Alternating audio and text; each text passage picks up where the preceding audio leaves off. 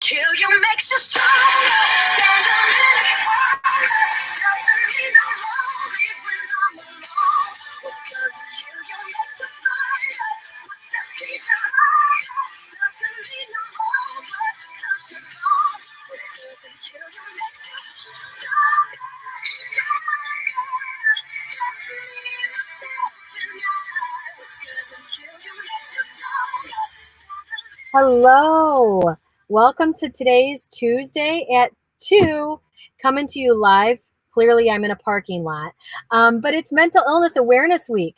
We hope you go green a bit to help us raise awareness this week. And Courtney is going to share a little bit about what that means. But before we get to hear from Ashley about our current and upcoming events. Hi there, Ashley. We seem to be slowing down just a little bit at NAMI. Don't you feel it? Yes, and then just ready to ramp back up in November, huh? I know. Although this week, Bree and I are remote at our CIT training. Yes. Why don't you tell us more about the CIT program?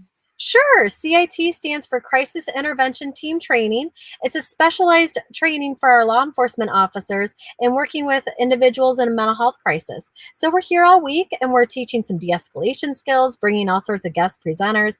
We can't do our site visits and things like that because, you know, this pandemic we're in, but we're having a lot of fun, learning a lot of great things. Great. I'm so glad we have that in our community. Take it away. Tell us about these current events. We have a lot of great programs coming up starting in November and then through December. First is our Wellness Recovery Action Plan Workshop. It's going to start on November 3rd. It's a 5-session class that's going to be on Tuesdays and Thursdays from 2 p.m. During the workshop, you create your own wellness plan in practical, day-to-day terms. Your plan holds the key to getting and staying well.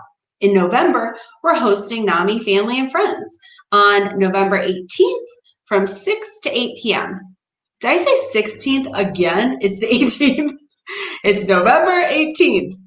NAMI Family and Friends informs people who have loved ones with a mental health condition how to best support them.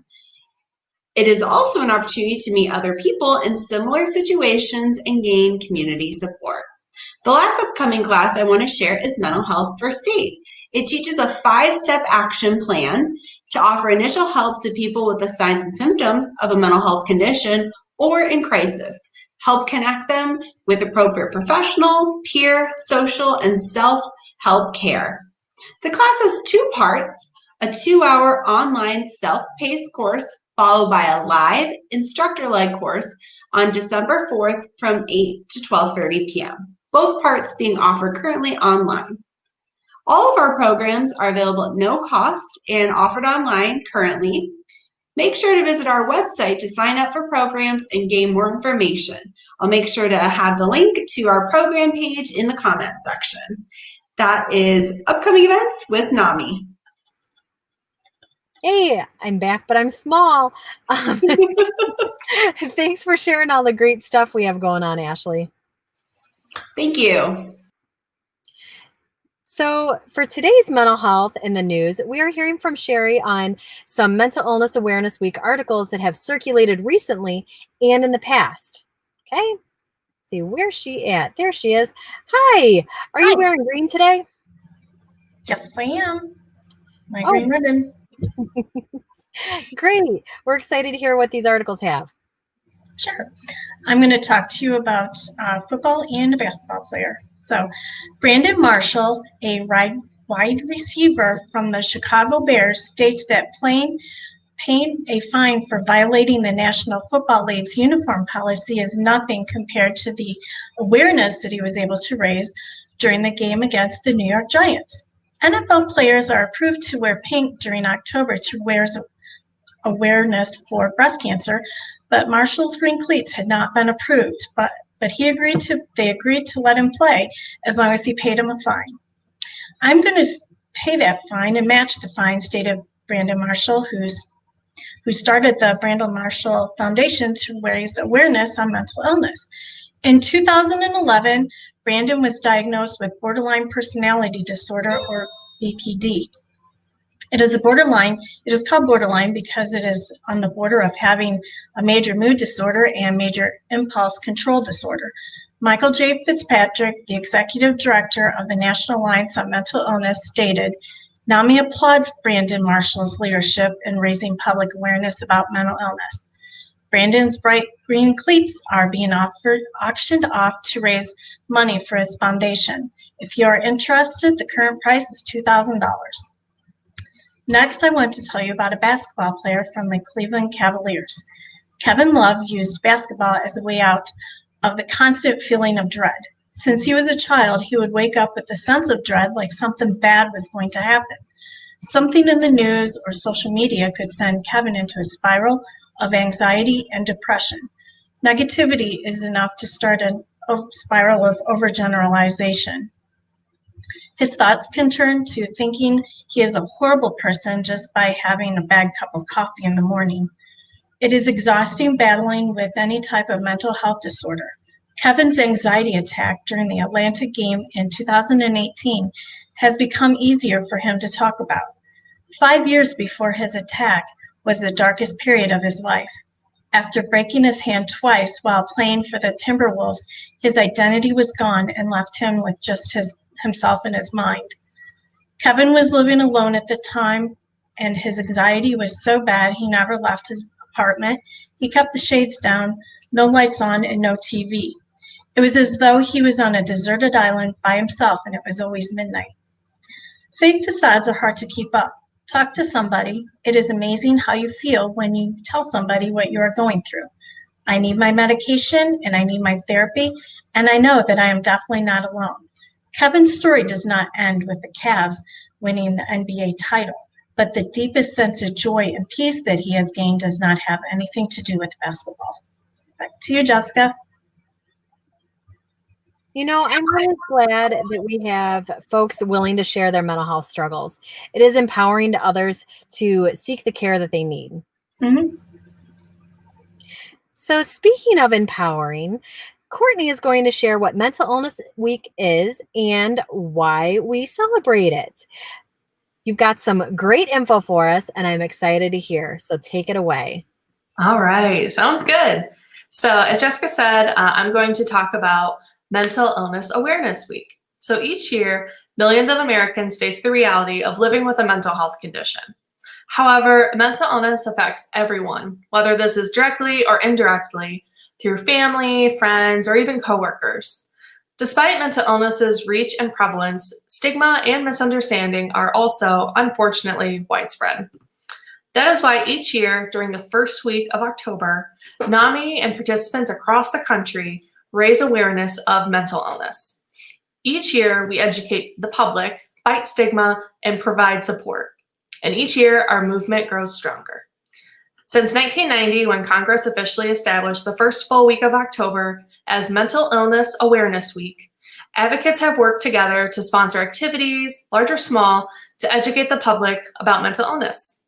If you want to learn more about how NAMI National is spreading awareness during Mental Illness Awareness Week, visit the link to their website in the comments below. At NAMI Wood County, we understand that it can be difficult to diagnose mental health conditions and learn what is abnormal behavior. Even more so now, it can be nerve-wracking to go to the doctor for these concerns, especially those who may have anxiety or added stress surrounding the pandemic that is happening.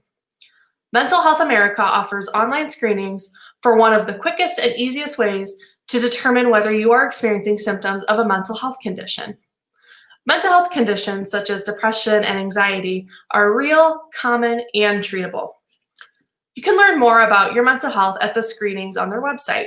I'll put that link in the comments too. There's also Spanish versions available for these screenings. If you find yourself in a mental health crisis, know that you are not alone. You can dial the Wood County Crisis Line or text the Crisis Text Line. Both numbers are scrolling below on the screen and will also be listed in the comments. Recovery is possible, and we at NAMI Wood County believe the importance of early intervention. If you are experiencing a mental health condition or any symptoms relating to that, reach out for the help you deserve today.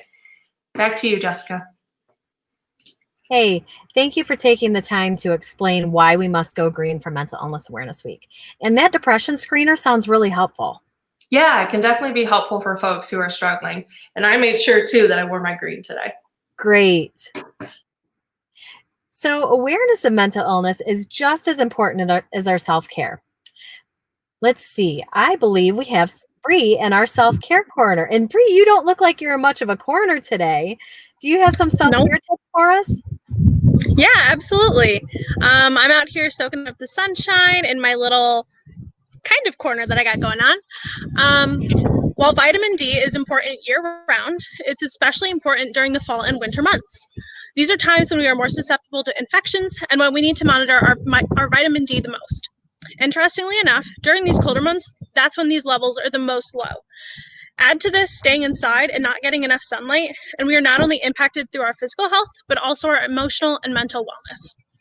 Individuals with seasonal affective disorder, or SAD, is commonly prominent during the fall and winter months. They experience these things, especially once it's colder, because for some people it's just a lot harder to be out in the cold, and that, in addition to not getting enough vitamin D, can really impact us. Vitamin D plays a role in serotonin activity. Not getting enough of this may be associated with clinically significant depression symptoms. Among therapies to reduce the impact of SAD and depressive symptoms during these cold times is light therapy. It's the concept of replacing the diminished sunshine that we're not really getting during the cold months, and replacing it with bright exposure to light, and usually it's an artificial box light that you can sit in front of during the first thing in the morning from early fall until spring, once it starts to get a little bit warmer. This, in addition to vitamin D, can really supplement our bodies and help reduce these symptoms from the cold and of SAD and depressive symptoms that we might be experiencing. Back to you, Jessica. Hey, what a great self-care topic today you picked. Thank you for doing that, Bree. Yeah, absolutely. I believe that is it from us here at NAMI. We hope you have a great week, and we hope you join us next week.